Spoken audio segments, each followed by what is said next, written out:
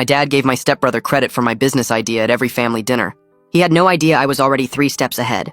I spent 2 years developing a subscription service for sustainable home cleaning products while working nights at a fulfillment center to pay my bills.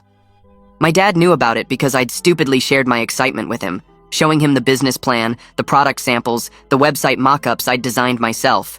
He'd nod along, say it was interesting, then change the subject to talk about my stepbrother Wade, who'd just started his 3rd year of business school.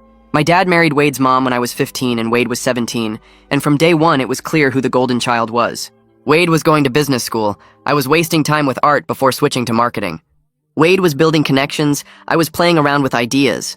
Wade was the future CEO. I was the creative type who'd probably work for someone like Wade someday. My dad literally said that at my college graduation. When my subscription box service started getting traction, 50 subscribers in the first month, then 200, then 500, I made the mistake of mentioning it at Sunday dinner. My dad lit up and started telling everyone how Wade had come up with this brilliant idea for eco-friendly products and was teaching me about entrepreneurship. Wade just sat there smiling, nodding along, adding details about market analysis he'd supposedly done. I corrected them immediately, said it was my idea, my company, my work. My dad laughed and said I was being sensitive, that Wade had obviously inspired me with all his business knowledge and deserved some credit. Wade said he was just happy to help families succeed. My stepmom added that it was nice Wade was mentoring me. The next family dinner, my dad introduced my business to his brother as Wade's project that I was helping with. When I showed him my incorporation papers with my name on them, he said paperwork didn't mean anything. Ideas were what mattered, and Wade had been talking about sustainable business models for years. Wade would jump in with random business terms, saying things about scalability and market penetration, making it sound like he was guiding everything. This went on for months. Every milestone I hit, my dad would announce it as Wade's achievement. When I got into a local accelerator program, my dad told everyone Wade had gotten his little project accepted. When I won a pitch competition, my dad said Wade's concept had won funding. When a regional magazine did a feature on my company, my dad bought 20 copies to show off Wade's success. Wade never corrected him, just accepted the congratulations with fake humility. I tried everything to get credit. I brought contracts with my signature, photos of me at vendor meetings, and testimonials from customers thanking me personally. My dad would say I was the face of the operation, but everyone knew Wade was the brains. He'd actually tell people I was like the spokesperson, while Wade did the real work behind the scenes. Even when Wade wasn't there, my dad would say Wade was too busy with important business stuff to come to family dinners. The breaking point came when I got an opportunity to pitch to major investors. A venture capital firm had reached out after seeing my magazine feature and wanted to meet. I'd been preparing for weeks, refining my pitch deck, practicing my presentation. I made the mistake of mentioning it at dinner because I was excited. My dad immediately called Wade over and started coaching him on how to handle big investors, saying this was his chance to take the company to the next level. Wade started talking about how he'd need to review the numbers before the meeting. My stepmom said she was so proud of Wade for building something from nothing. I lost it and said Wade had nothing to do with my company. My dad got angry and said I was being ungrateful after everything Wade had taught me. He said without Wade's expertise, I'd just be another failed entrepreneur with a cute idea and no business sense. He actually forbade me from going to the investor meeting alone, saying I'd embarrass myself and ruin Wade's opportunity. That's when I realized he genuinely believed his own lies. The investor meeting was scheduled for the following Tuesday. I didn't tell anyone else about it. But when I walked into the conference room, Wade was already there with my dad. They'd called the investors, claiming to be the business partners I'd mentioned. Wade was in a suit, holding my pitch deck, my samples spread out on the table. My dad introduced Wade as the founder and me as the operations assistant. The lead investor, Mrs. Karen, looked confused and asked for clarification on roles. Wade launched into my pitch, literally reading from my slides. But when Mrs. Karen asked specific questions about supplier relationships, manufacturing costs, and customer acquisition strategy, Wade had no answers. He started making up numbers that didn't match the pitch deck. My dad tried to jump in, saying Wade was being modest about the details. Mrs. Karen stopped him and asked me directly about the discrepancy. I explained every number, every supplier relationship, every strategic decision. I pulled out my phone and showed her emails with vendors going back 2 years, all from my email address. Mrs. Karen stopped Wade mid-sentence and turned to me directly. Her tone made it clear she knew something was wrong here. She asked me to explain the supplier relationships I'd mentioned. I pulled out my phone and started scrolling through my email. 2 years of threads with manufacturers appeared on the screen. Every single one came from my personal business account with my name on them. Wade went pale. He tried to interrupt, but Lucas Sanderson cut him off and asked who actually incorporated the business. I handed Mrs. Karen my incorporation documents with my signature as sole founder. The filing date showed 18 months ago, when Wade was still taking introductory business classes. My dad started to speak, but Glenn Sanderson, the senior partner, raised his hand and said they needed clarity before proceeding.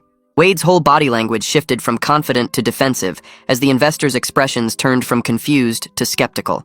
Mrs. Karen asked Wade point blank what his actual role in the company was. He stumbled through an answer about being an advisor and mentor. I interrupted and said he had zero role. He'd never attended a vendor meeting. He'd never packed a single subscription box. He didn't even know the company existed until I mentioned it at family dinner 6 months ago. My dad's face went red, and he insisted Wade helped with the business strategy, but Mrs. Karen was already closing her folder. The meeting ended abruptly with Mrs. Karen saying she'd contact me directly to reschedule without additional parties present. Wade and my dad followed me to the parking garage. My dad yelled about how I humiliated Wade and embarrassed the family in front of serious investors. I told him the only person who should be embarrassed was him for lying to investors and trying to steal credit for 2 years of my work. I got in my car and drove away while he was still shouting. Mrs. Karen called me the next morning and apologized for yesterday's confusion. She said she wanted to move forward with the investment discussion with just me. She scheduled a new meeting for the following week. She mentioned that my ability to provide detailed answers about every aspect of the business made it clear who actually built it. I felt vindicated professionally but emotionally drained from the family blow-up. I ignored 3 calls from my dad and 2 texts from my stepmom. My college friend Riker called after seeing my dad's angry Facebook post about ungrateful children who turn on family. I told him the whole story. He immediately offered to write a statement about watching me develop the business idea during our senior year, long before Wade even knew about it. His support reminded me that I had people who actually witnessed my work and believed in me, unlike my own father. 3 days later, Wade showed up at my workspace with a prepared speech about how we should present ourselves as co-founders to future investors because it looks better to have a team. I pulled out my phone and started recording the conversation. I told him he had zero claim to my company. If he continued lying about his involvement, I'd pursue legal action for fraud. He got angry and said I was destroying our family over ego. I told him he destroyed our relationship the first time he accepted credit for my work and walked away. My stepmom called and begged me to apologize to Wade and my dad. She said I was tearing the family apart over a misunderstanding about who contributed what. I asked her to explain what Wade specifically contributed. She couldn't name a single concrete thing beyond vague claims about inspiration and guidance. When I pointed out that accepting credit for someone else's work isn't inspiration, she said I was being technical and difficult. She hung up when I wouldn't agree to smooth things over. The rescheduled investor meeting went perfectly because I could finally present my actual work without interference. Mrs. Karen and her team asked detailed questions about scaling operations, customer retention strategies, and manufacturing partnerships. I answered everything confidently because I built these systems myself. They offered preliminary terms for a $200,000 investment in exchange for 15% equity. I asked for the weekend to review with my accountant before responding. My uncle, my dad's brother, called me confused. My dad told him I stole Wade's business idea and cut him out after he did all the groundwork. I sent him the incorporation documents, the magazine article with my photo and quotes and screenshots of my vendor emails dating back 2 years. He was quiet for a long time. He said he always thought my dad's stories about Wade sounded too good to be true. He was sorry he didn't question it sooner. I checked my phone 3 days later and saw a text from someone I hadn't heard from in months, a guy named Derek who'd been in Wade's business school cohort. He sent screenshots without much explanation, just wrote that he thought I should know what Wade was saying. The images loaded slowly on my screen. Wade's LinkedIn profile filled my phone display with his smiling headshot at the top, and below it a work history section that made my stomach turn. Co-founder and chief strategy officer at my company name, with dates going back 18 months and a bullet point list of responsibilities he'd never touched. Developed sustainable product line strategy and secured initial funding. Built supplier relationships and managed vendor negotiations. Led investor presentations and closed Series A funding round. Every single item described work I'd done alone while he was taking exams and going to fraternity parties. Derek's next message said Wade had been talking about the company in their entrepreneurship seminar, presenting case studies about scaling a subscription business and discussing growth metrics like he had access to my actual data. I took screenshots of everything and sent them to my accountant with a message asking if her lawyer could draft a cease and desist letter. She called me back within an hour and said this was clear misrepresentation and possibly fraud if Wade was using these false credentials for job applications or networking. The letter went out the next morning via email and certified mail, demanding Wade remove all false claims about my company from LinkedIn and any other platforms within 48 hours and cease all verbal misrepresentations immediately. Wade's LinkedIn profile went blank by that evening, all mention of my company scrubbed from his work history. My phone rang at 9 p.m. with my dad's number on the screen. I almost didn't answer, but something made me pick up. He started yelling before I could say hello, his voice so loud I had to hold the phone away from my ear. He said I was trying to destroy Wade's future over petty jealousy, that I'd always resented Wade's education and opportunities, that sending legal threats to family was a new low even for me.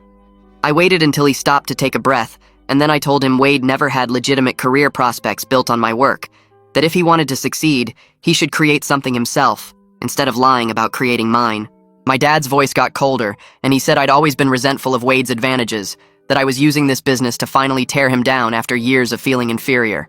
I asked him what advantages Wade had beyond a father who actually believed in him.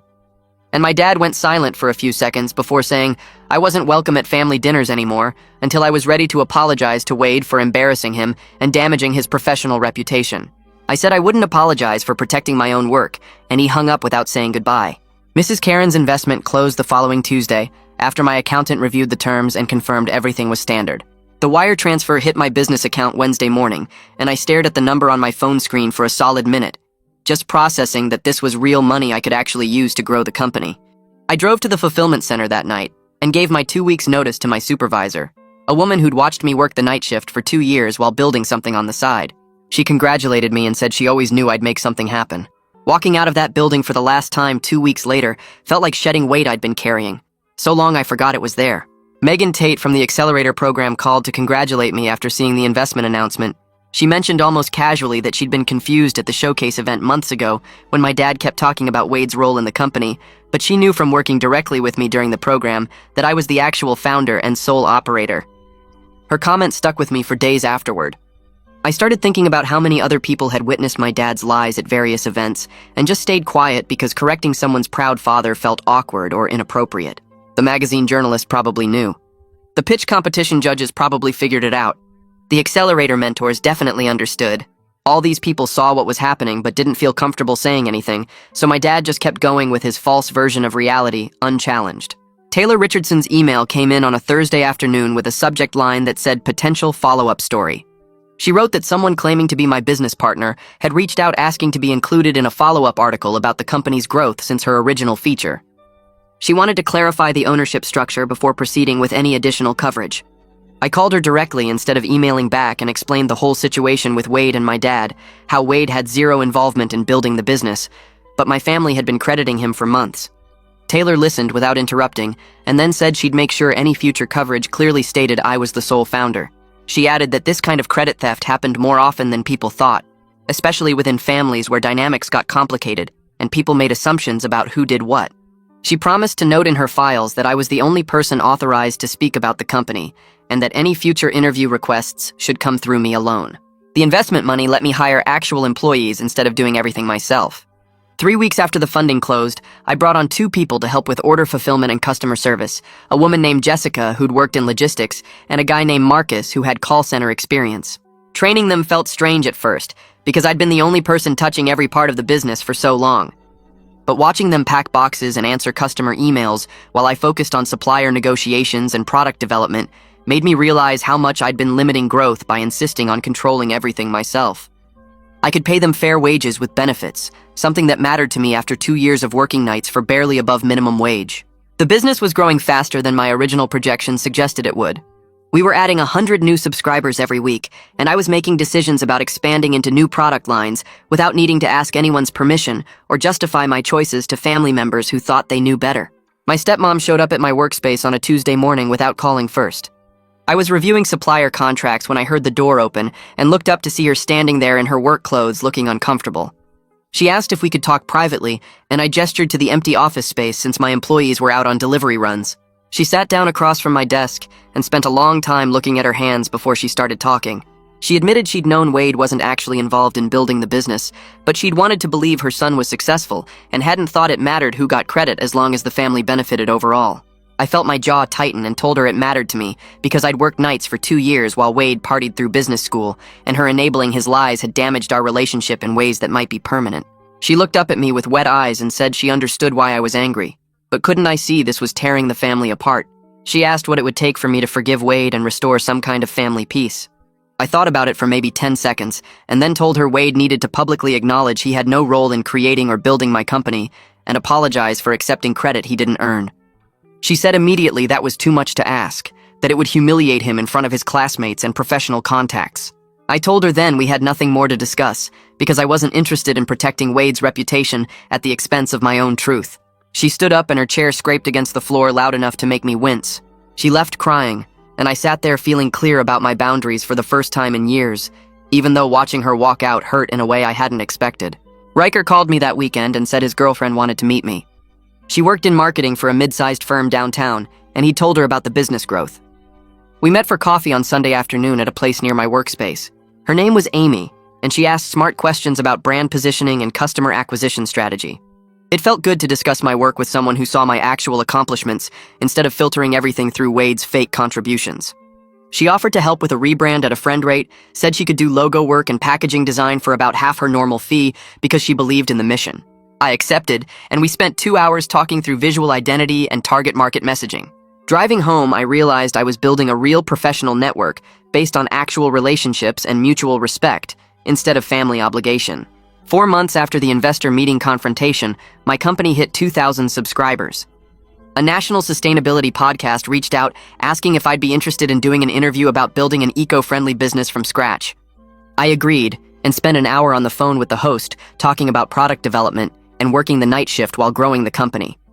I told the true story without mentioning the family situation, because that wasn't what the interview was about.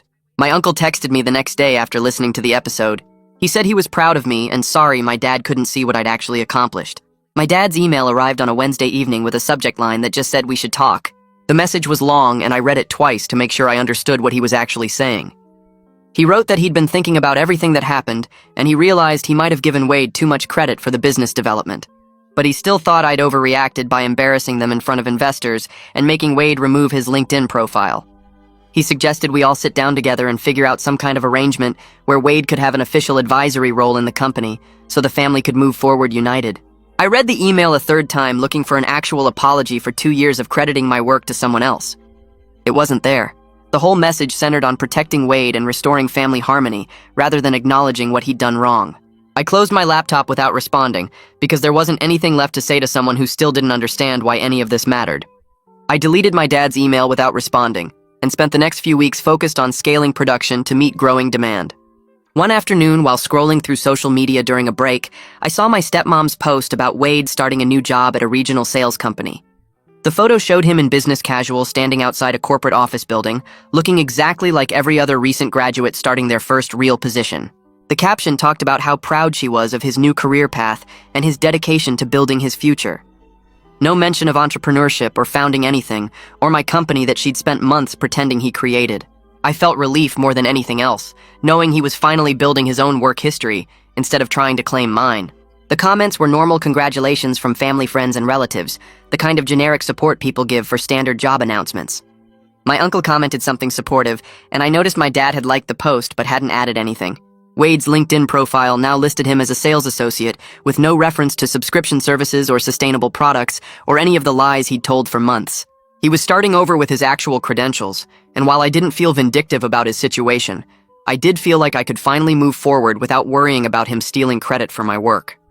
6 months passed and I settled into a routine that kept my dad and stepmom at a comfortable distance while maintaining my relationship with my uncle's family. I'd drive over to my uncle's house every few weeks for dinner, and we'd talk about normal things without the tension that came with my dad's constant need to make everything about Wade. My dad started texting me occasionally about completely neutral topics like recent sports games or weather patterns or random news articles he'd seen. I'd respond with short, polite messages that didn't invite deeper conversation or give him openings to ask about business updates. He never got invited to company events or product launches or investor meetings anymore because I'd learned that sharing my success with him just meant watching him try to redirect credit somewhere else. The relationship wasn't what I'd wanted when I first started building the company, but it was honest in a way our previous dynamic never had been. I wasn't performing for his approval or trying to prove my worth to someone who'd already decided Wade was more impressive, regardless of actual accomplishments. My stepmom stopped calling after her attempt to negotiate some kind of official role for Wade, and I didn't reach out to restart contact because there wasn't anything left to discuss with someone who thought credit theft didn't matter as long as family benefited. The company hit a major milestone when 3 regional grocery chains agreed to carry our products in their cleaning supply sections. I spent 2 months negotiating terms and setting up distribution logistics with their purchasing departments, then hired an operations manager to handle the increased fulfillment demands and a marketing coordinator to manage the retail partnerships. We celebrated hitting 5,000 subscribers at a team dinner downtown, everyone crowded around a long table talking about growth projections and upcoming product launches. I gave a short speech thanking each person for their specific contributions to our success, naming actual work they'd done and crediting real effort instead of vague inspiration or borrowed expertise. The operations manager had streamlined our packing process, the marketing coordinator had designed our retail displays, the customer service rep had maintained our high satisfaction ratings through personal attention to every complaint. Later that night, Riker raised his glass and said he was proud to see me finally getting the recognition I'd earned after years of watching my dad give it away to someone who didn't deserve it.